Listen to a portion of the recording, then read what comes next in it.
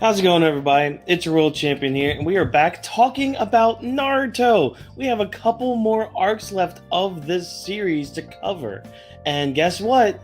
They're all filler arcs, but it's a little different than your normal anime filler arc. These arcs are all about these novels that came out. So we've got one about Sasuke, we got one about Shikamaru, we already talked about the one about Itachi, and we got one, I think it ties into Sakura's novel that came out, but it's about Naruto and Hinata's wedding.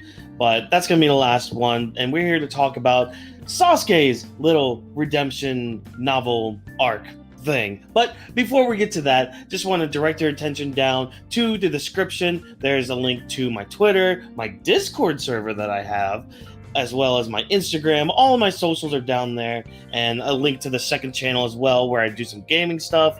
And there's also a link down there to a place called the Void Century Club. It's a place where you can talk about anything anime or manga related, whether it's One Piece, My Hero Academia, Naruto, Bleach, any of that stuff. Go check them out, talk to them. Great group of people over there. Also, be sure to subscribe to the channel so you don't miss next week's arc review, and hit the bell icon so you get notified of every time a video goes up. And without any further ado, let's dive in. So again, this arc covers a novel that was written about Sasuke. This is basically an epilogue to Sasuke in the Naruto universe, and it's not too bad. I will say that it is not too bad. I guess they didn't put in a lot of details from the novel, but that's with many novel adaptations, whether it's Harry Potter or Naruto or anything like that, which some of the details I think they left out from what I've seen were pretty big, mainly things dealing with what Sasuke's doing right now. But yeah, so this is basically, again, it just ties in all the stuff that happened at the end of Shippuden and happened with Sasuke learning about himself and learning to be a better person. But the conflict we have in this arc is people exploding. So there's a person that is making people explode. They're taking over their bodies and forcing them to explode. They go to the Hidden Leaf Village. They explode everywhere, pieces everywhere. There's Jim's arm over there and Sarah's foot over there. It's pandemonium. And we also get to see some of the Konoha gang in their Jonin designs. And if you're curious what they look like, look them up, but it's mainly the designs they had for the last Naruto movie. So they're taking care of that, and they're wondering what they can do in order to combat all this. And then that's when we cut over to Sasuke, because Kakashi's just like, well, maybe Sasuke can deal with this. He has the Sharingan, and he's amazing and awesome and badass. So that's when we meet up with Sasuke, and he's just thinking to himself about everything, and he notices, oh, there's Sai's bird. Must be a message from the leaf. Opens the scroll, leaf message comes out. Oh, something's going on. Okay, I'll investigate. And coincidence enough, some exploding people are there at this bamboo forest village, and Sasuke saves them, and there's this girl named Chino there, and some other dude, I forgot what his name is, but it really doesn't matter because, well, we find out later on he's part of the villain group, and sorry, spoiler alert. But they meet Sasuke there, they want to help him out, try to find everything, and figure all this out. They go with him, and they meet up with Orochimaru, and he helps them find a place called the Coliseum, where they meet up with a guy named En Oyashi, and this is a guy who knows who the person was that was basically turning these people into suicide bombers, and his name is Fujin. So they go here, and apparently this place is a place where these rich people take these shinobi that they trained and basically tortured and treated like garbage. They put them there, they have them fight each other for their own entertainment. The loser goes to the winner's side. Cool, neat, interesting, and we get to see a little bit more of a dive into Kekkei Genkai, and not just like the abilities, but more of how people treat people with Kekkei Genkai. So if you remember way back in the beginning of Naruto with Haku and all that, we know that Haku was discriminated against a little bit for having the powers that Haku did. We kind of see that here as well, where there's a bunch of people with Kekkei Genkai. A lot of them are the last of their clan. They're basically pitted against each other to fight to the death. And that's when Sasuke meets up with the one guy, but He tries to, at least, because Orochimaru signed him up for this Coliseum, and Sasuke starts the fight, and then those humans are back again, exploding everywhere. So Sasuke meets with En, and they talk a little bit, and it's sounding like a racist in this world, so there's that little tidbit of things. But Sasuke finds out where to find Fujin, and they start going to a place called the Hell Valley, which is where the last of the Chinoiki clan were. And they were a clan that was ostracized by the Hidden Mist, and they were basically forced into this valley by the Uchiha clan. So there's a little bit of a tie-in with Sasuke in all this. So Sasuke and his little band of Chino and this big dude, they start going towards Hell Valley, and this group of bomber humans comes up and distracts Sasuke, and the big guy and Chino end up disappearing. Wonder where they went, but guess who's attacking Sasuke? It's the big guy, and guess what? The big guy is actually a smaller guy. Yeah. So we find out that, like, this guy, he's actually Fujin, the guy that Sasuke is trying to find. Okay, cool, neat, excellent. Nice little twist, nice little novel twist right there. And he doesn't have the Kekkei Genkai that Sasuke's looking for. Because throughout this arc, we see that Sasuke, when he uses his Sharingan to, like, stop these bomber people, he's able to see this person with crimson eyes. He knows that they're the ones that are controlling everything. So he fights Fujin, he beats him pretty easily. And then he fights another person that is, like, on their side. Fine, easy fight for Sasuke, because, I mean, he's a god right now. And he ends up being there in Hell Valley. And who's there to see him but good old Chino? That's right, Chino was behind everything the entire time.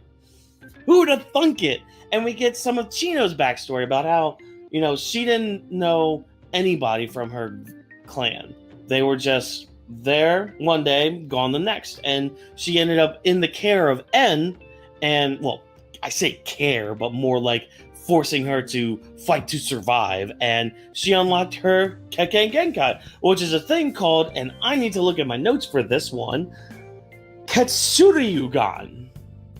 Yeah, the Ketsuryugan. It's basically a technique where she can control blood and iron and all that, so that's kind of cool. She's like a bloodbender, but not necessarily a bloodbender. Like, if she was more adept with it, maybe she'd be a bloodbender, but here, it's just more of, I'm going to turn people into suicide bombers and all that, and control people within themselves, and, oh, here's some, like, big blood dragons and all that. But, so it turns out with her, she escaped En's captor.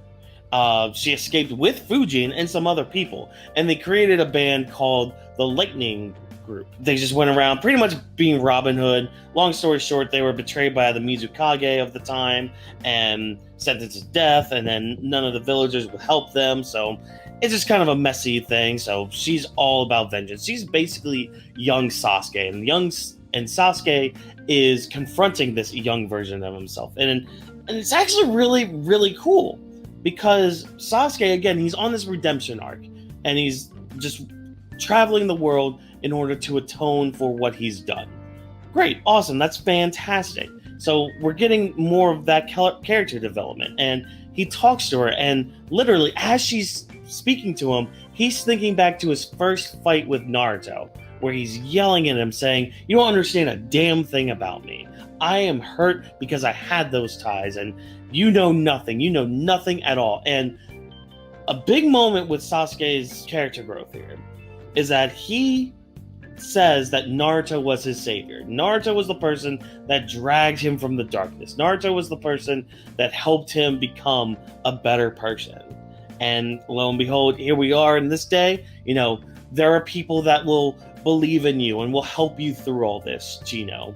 Let them help you. And that's when Fujin comes in. He's just like, "Oh, I will protect you, Chino. We are friends, blah, blah, blah." And she kind of has a change of heart. And she's like, "Okay, I'll stop. I'll turn myself in." So, yeah, Chino turns herself in. And her and Fujin, and the other guy that they had, I forgot what his name is, I'm sorry. But they end up being taken in by the Mizukage, who's just like, "Hey, come fight for us. Come be with us. Be part of the Mist Village again. Excuse me, I had to burp. And they talk to Kakashi as well, and talk to Naruto, meet Naruto and all that. And we get the final parts of this arc where Sasuke apparently went back to the Colosseum to fight every single shinobi there and to take them under his wing. But not necessarily under his wing, because the Raikage is there, and he takes them all for the Cloud Village and also arrests these higher up people that are, slaves and all that bullshit. So they all get arrested, and Sasuke actually talks with the Raikage for a bit, and Raikage lets Sasuke know, hey, Naruto did talk on your behalf. That's why I'm like playing good with you right now. That's why. And Sasuke, he thinks fondly of all this. And that's when we cut over to where En is, and he's with Orochimaru, of all people. Interesting, cool, neat. Turns out he is also part of the Chino clan. Yeah. Surprising, isn't it? Yeah. So turns out it was actually his daughter that he took in, Chino. He treated his daughter like shit. And the reason that he didn't do anything with Sasuke, because he didn't really want to do anything with many people unless it interests him. And since Sasuke came to the Colosseum, he saw that he was there. He was like, okay, maybe you can stop my daughter and all that from going down this revenge path and everything. And, Sasuke helped him. Granted, it's like indirectly, but that was basically En's plan, and he's just gonna live the rest of his life in solidarity and all that. So that was basically the arc. I mean, there was more stuff to it, but let's just we'll talk about more of it with this final grade. So as a final grade, I'm giving this a B.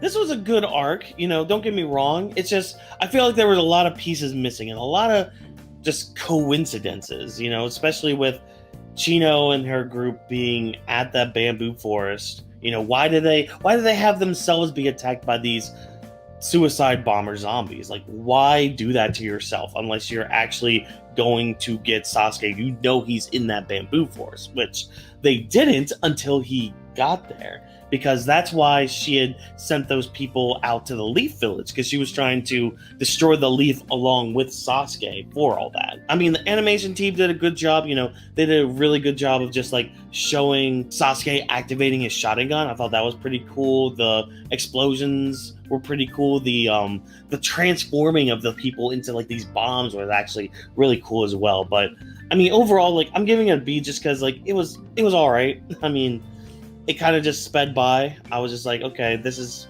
an arc. This is happening. Cool, neat, excellent, cool.